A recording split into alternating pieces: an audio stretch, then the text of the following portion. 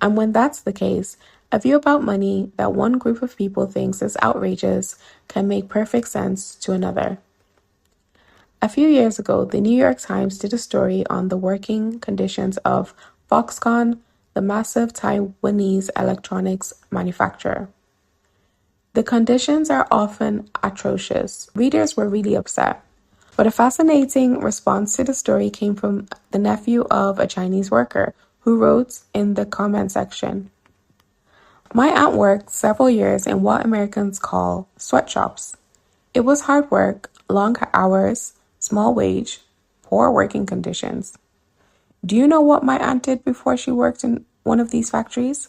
She was a prostitute.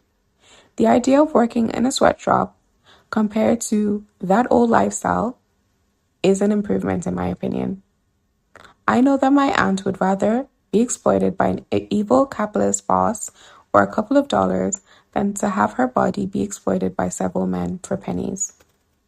That is why I'm upset by many Americans thinking we do not have the same opportunities as the West.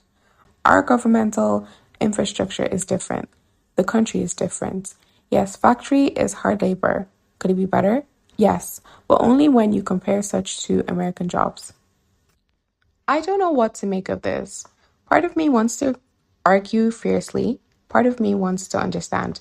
But mostly, it's an example of how different experiences can lead to vastly different views within topics that one side intuitively thinks should be black and white.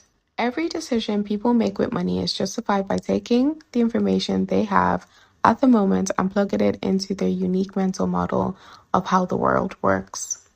Those people can be misinformed, they can have incomplete information, they can be bad at math, they can be persuaded by rotten marketing, they can have no idea what they're doing, they can misjudge the consequences of their actions.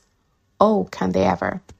But every financial decision a person makes sense to them in that moment and checks the boxes that they need to check.